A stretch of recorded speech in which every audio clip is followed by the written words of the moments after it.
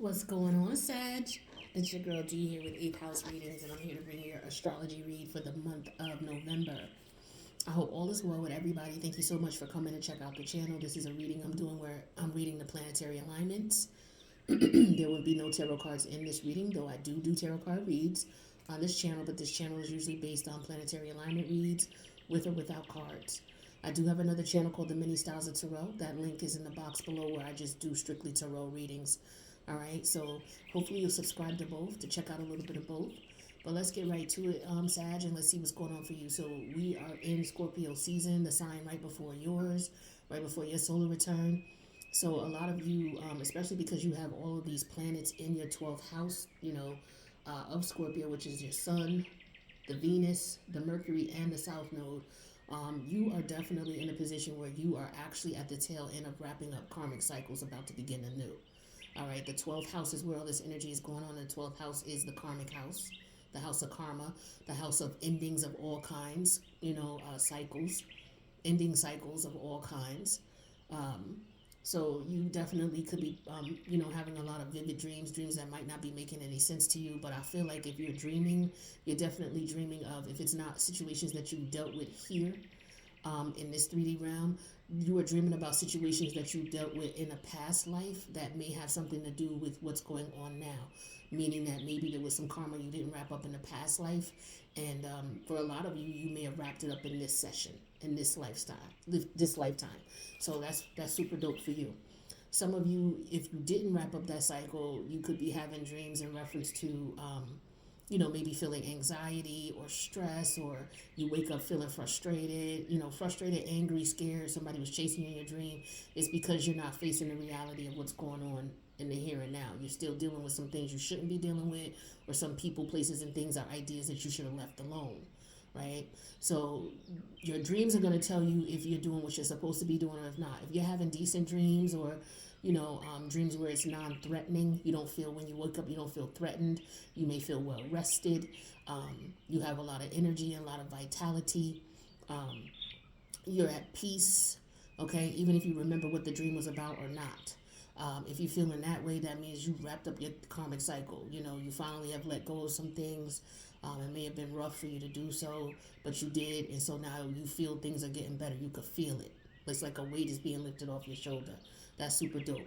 So that's the first half of this month of what you may have been feeling all through October, rather.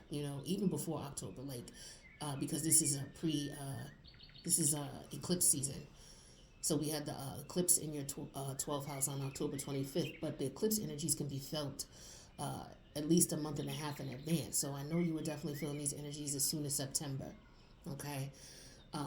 But if you're having nightmares, it's difficult for you to sleep, you're feeling restless, or you're angry and frustrated and you don't remember your dreams, but you wake up angry and frustrated, or like on the wrong side of the bed, it's because something that you're still dealing with in this life needs to be resolved. So in the middle of the month is when everything switches. This is when, first of all, Venus and Mercury come into your first house on the 16th and the 17th. And then a couple of days later, the sun comes into your house, and we celebrate in Sag season. And then we have the new moon in Sag on the 23rd. So all of this crazy potent energy that's going on in your 12th house, wrapping up this cycle, is allowing you to usher in a new cycle when these energies move into your first house. So this is really amazing energy for you, Sag. Let me know in the comments if you're feeling this, especially if you've been doing what you're supposed to be doing. Even if you're not doing what you're supposed to be doing, and you know that there's something you need to wrap up, but you're still stuck on it. You don't have to be explicit about it or be all detailed about it, because some people may not want to give that out. But just let me know something. If you want to hit me up privately in an email, let me know. I'm interested in how you guys are feeling. So your second house, we have Pluto. That's where Capricorn is. That's your money house, okay? So Pluto is a money sign. A money planet, okay? And it's in your second house of money. So for a lot of you, you're saving your money. I feel like it's going to be easier for you to save money. Maybe it wasn't before. Maybe you had some problems with spending money, or maybe you were still locked into situations where you owed people. Maybe you lent out some money and people owed you, and you had to chalk it up. Be like, all right, that's cool. All right, bet you won't you won't need you won't get no money from me again. So some of you may have been situations where you let people borrow money, they didn't pay you back. Or you could have been in a situation where you had problems paying, and now that's going to be lifted, I feel. All right, especially with Venus and yeah, particularly Venus coming into your first house. So Venus is a money planet as well. So Pluto and Venus are going to be conjunct each other. So in your first and second houses. So this is going to be dope. Your money situation is going to be good. Scorpio's experiencing some good money situations right now, and if you're not already, it's going to get better. Don't worry. All right, just give it till the middle of the month. You might start seeing changes, little changes here and there between now and then. So yeah, so now with your third house, so you got Saturn here in Aquarius. So your third house is your to me, I like to look at this as the house of your lifestyle choices, like where you live, how you live. Do you live in a house? Do you live in an apartment? Do you live in a condo? Do you rent? Do you lease? Uh, you know, what type of neighborhood do you like to live in? Do you like to live in the city? Are you like a downtown person, living in downtown in a major city? Or are you someone who lives in the city, but, you don't live in the downtown ritzy area where you can walk to everything? It tends to be more expensive down there. All the supermarkets, the restaurants, the bars, everything are walking distance. Are you that type of person? Or are you the type of person who likes to live out in the suburbs? You don't want to hear nothing when it's time to go to bed, but the birds chirping, right? Which type of person are you? Do you drive a Benz? Do you drive a Maserati? Do you take the train? Do you take public transportation? That type of thing. Also, it has to do with, your lifestyle views. Like, okay, are you someone who smokes? Or are you someone who drinks? Or, are you someone who works out a lot? Like your lifestyle choices. The things that you like to do, like your friends, and, do you have friends? So, also deals with, your early childhood environment where you grew up and things like that. So, with Saturn here, excuse me, y'all, let me get some water. I don't know what that was all about, but excuse me, I don't mean to be all hard in people's ear. But yeah, so your third house here, that's ruled by Aquarius. So in the manner in which you move, you're very social. Aquarius is a very social sign. And this is in the Gemini house, which is another social sign. So I feel like with Saturn here, you're going to be taking precaution in reference to how you socialize, what you say, and who you say it to, especially who you're telling your business to. And if you don't know this, now you know. Like Biggie saying, if you don't know, now you know, all right? Listen, watch what you tell people about your lifestyle, about where you live. Don't be telling people where you live. I don't care who you are. If you move in, move. If you've moved, don't tell people where you live. Keep it to yourself. People ask, oh, where you at? What's going on with you? What you up to? Don't worry about it. Don't worry about it. Now, some of you may have some situations here as far as your living situation where you're not living where you want to, or you have some type of restriction that might be annoying you in reference to your living situation or where you want to live. I feel like, or there could be a place where there's a lot of rules. You may feel like it's too many rules. I'm not sure. You may live around people who like it quiet all the time, but you're not a quiet person. So you may always have people knocking on the door asking you to be quiet, or you may have police coming to your door asking you because you be quiet, or maybe it's vice versa. Maybe you live in a neighborhood where people are loud as hell. They got, and you need quiet. Some of you may be experiencing something like that. You may live in an environment where, the police always got to be called because there's a bunch of parties, and, or maybe that's what you're used to, or maybe that's where you're moving away from.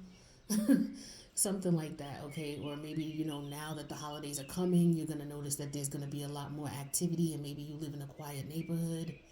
But just keep in mind, the holidays are here. People like to party, and Halloween kicks it off, right? You got Halloween, and you got Thanksgiving, and you got Christmas, and you got New Year's. It's the holiday season, so try to be, cool, all right? The courteous thing to do for people who are throwing parties is if you have neighbors around, just let them know, hey, I'm throwing a party. You ain't got to invite your neighbors if you don't want to, but hey, just know, FYI, hey, I'm going to be having a few people over, so there'll be music, there'll be, I just want to let you know in advance. Just leave that under their door. Something simple like that, Just be a good neighbor, and hopefully your neighbors will be the same, right?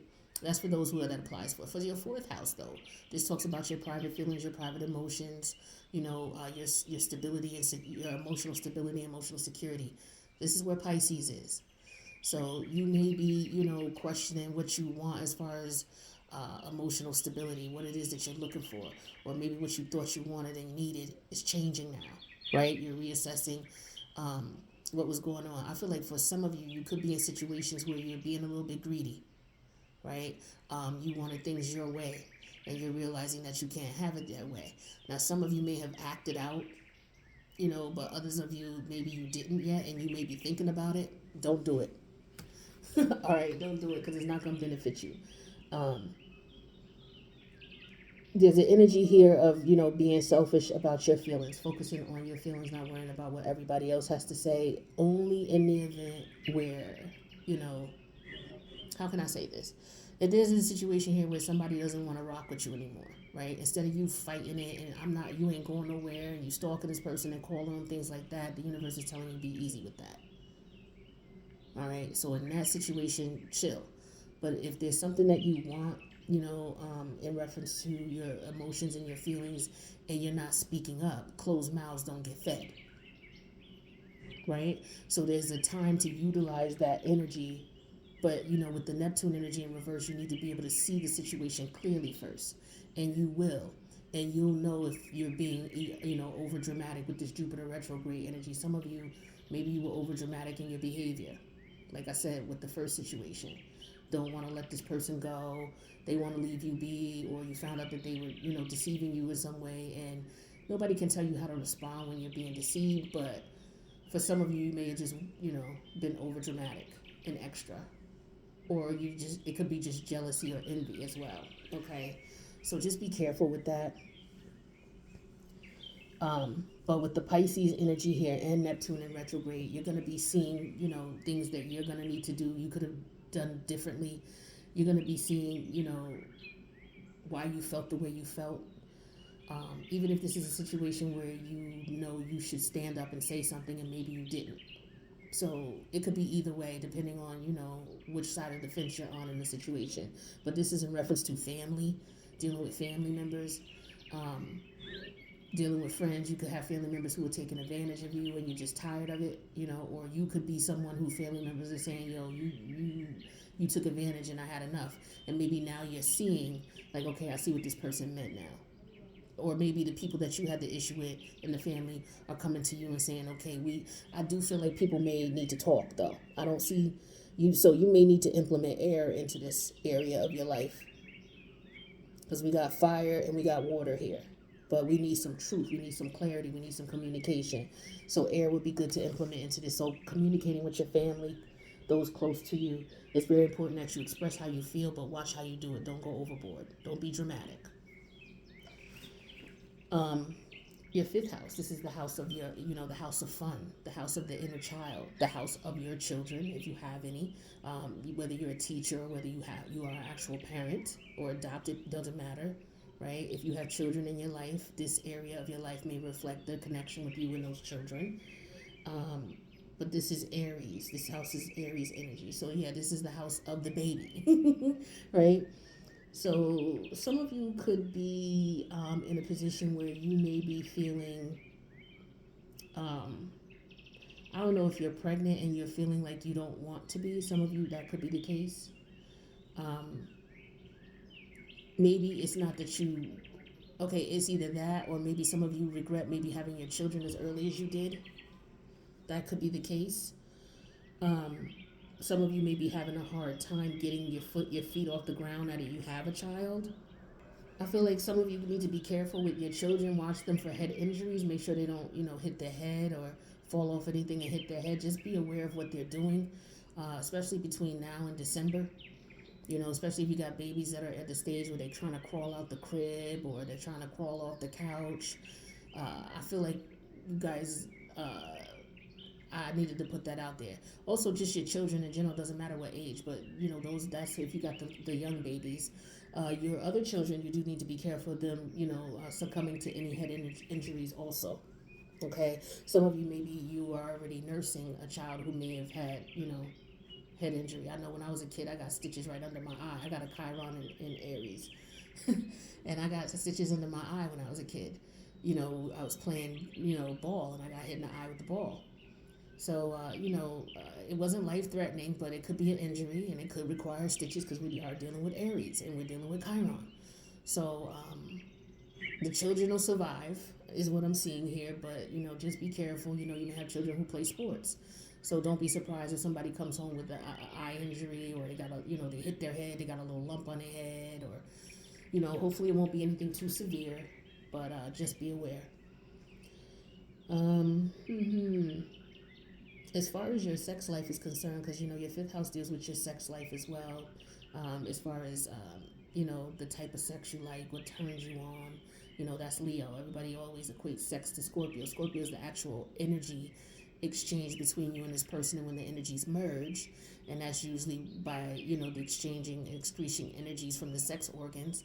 But the actual act of it, the actual turn on between you and this person, that's the fifth house.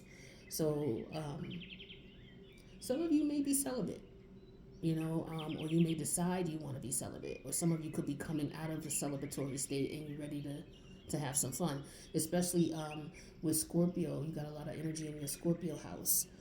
So some of you may be having, sexual dreams, sexual fantasies, sexual desires. You may be wanting to watch some porn, right? If that's what you're into. But the visual, you may be wanting to visualize things. You may be a voyeur in some way, shape, or form. That may be something that turns you on, But I do see people's fetishes, coming to play here. And there's nothing wrong with that, maybe playing dress up, or, whatever you like to do in the bedroom to spice things up. For those of you who are in relationships, I think that might be things that you might be thinking about, how you can rev it up a bit, spice things up. Nothing wrong with that. Now, with your sixth house, this is your house of your daily routines, your patterns, the things you do, your hierarchy of how you, Maslow's hierarchy of needs, how you go about getting your needs met, and how you prioritize those needs. Also, as far as how you take care of your physical body, your health.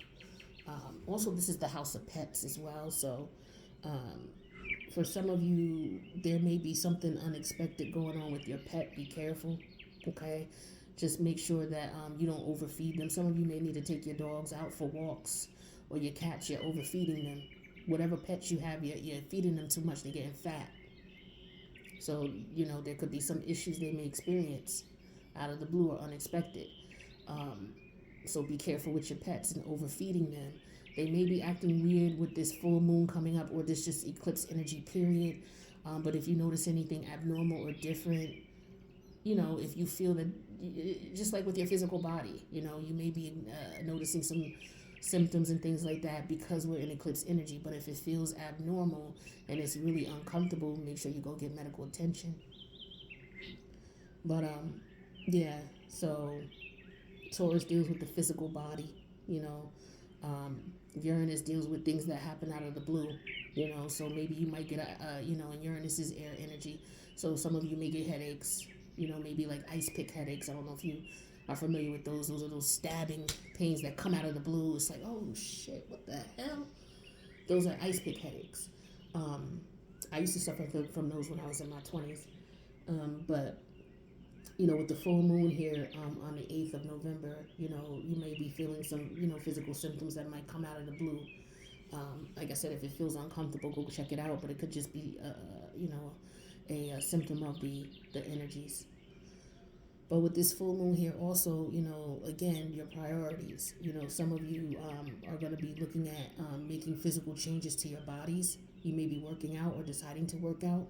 Some of you may be considering getting surgery, plastic surgery, okay, constructive surgery of some sort, okay. I don't know if you should wait or not. I with Mars in retrograde, you may want to check on that, because Mars rules iron, and it rules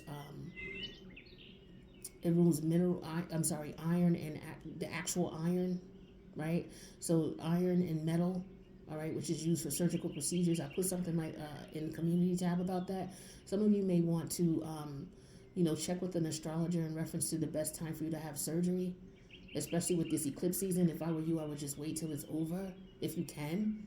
If you can't, then that's something different. But if you can wait until after this eclipse season, like for example, if you have something done in a cosmetic surgery where it's not a life or death thing, maybe you wait until December or January to get it done. I would say wait until January, to be brutally honest, but it's up to you. But I definitely wouldn't get it done until after December, because we're still in these eclipse energies, and Mars is in retrograde. Mars comes out of retrograde in January, so maybe it might be best to wait till after January, because again, Mars rules metal, surgical equipment. Mars rules surgery. All right. And I do see some of you doing something cosmetically. Now, the seventh house deals with your partnerships of all kinds. It also deals with, the spiritual contracts you have with people, as well as the 3D contracts you may have with people you work with or whomever. But this also deals with family relationships, friendships, colleagues and business partners, and people that you deal with in, or any relationship, okay? The dynamics between you and these people and how you balance them. This is where Mars is at in retrograde. And this is your Gemini house. So a lot of you may be having issues with friends.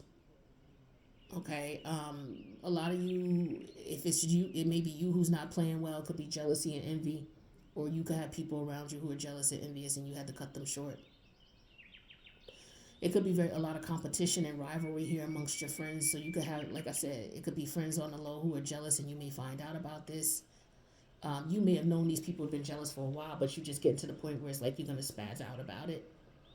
Or it could be vice versa. They could have known you've been jealous for a while, the way you acted, and now they're to the point where you say something and it tips them over. But as far as, career and things like that, I feel like for a lot of you here, you may be seeing some things that you didn't see before at the job. You could be seeing or being put in situations where they're trying to get you to do more work than they want to pay you, right? Some of you could be dealing with that. Just be careful. Make sure there's an even balance. Make sure, I can't tell people how to respond in their work environments. Like, I have a different mentality when it comes to work, and I just always have. I always keep a job, when I need it, when I always kept a job, but I would only stay at a job for so long because I don't tolerate disrespect, and I don't tolerate being used. It's like, look, my contract says this is what I'm supposed to be doing, so this is what I'm going to do. I look at a job, I don't care if it's a contractor job or if it's a regular job. This is a business arrangement with you. This is what you said I'm supposed to do. This is what you're going to pay me for. What I really hate is what a lot of jobs will do is they'll ask you to fill in and do something. You know how they'll have bullet points of what they want you to do: dependable, reliable, be able to do A, B, and C, be able to do A, B, and C, right? Be able to do E, G, and F, whatever.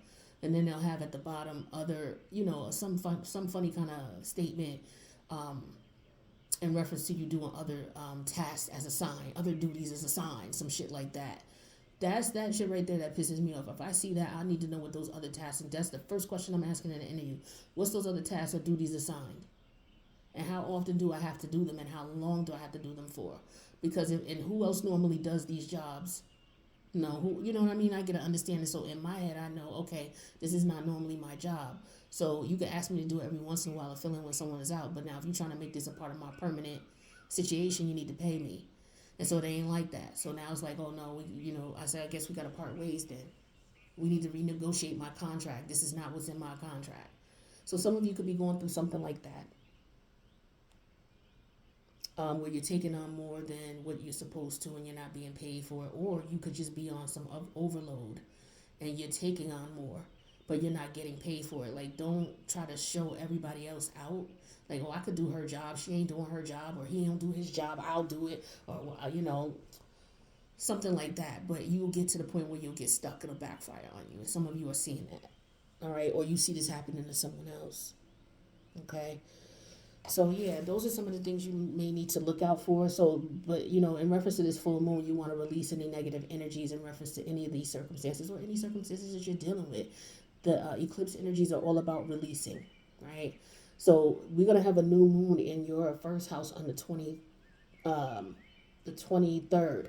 But this is not a moon for manifestation because we're in eclipse. Wait a minute, it's after that. So yeah, we're good. I was about to say you don't want to manifest during eclipse energy. You want to even if there's a new moon, but this is after the eclipse, so we're good. The October 25th new moon that we just passed, we don't want to manifest on that. That's the only new moon you don't want to manifest on when it's in between eclipses. So that's what I got for you, Sag. If you need a personal reach out, don't forget to subscribe to my other channel as well as this one. The other one, the link's in the box below, the mini styles of tarot. Also, check me out on Patreon. I'm doing a lot more work over there. A lot of the readings I'm going to be putting up moving forward are going to have extendeds. The extendeds are unlimited access for $5 a month at Patreon. So you might as well sign up now if you haven't already. Links in the box below. All right. I love you guys. I wish you the best. I'll see you in the next reading. Later, Sag.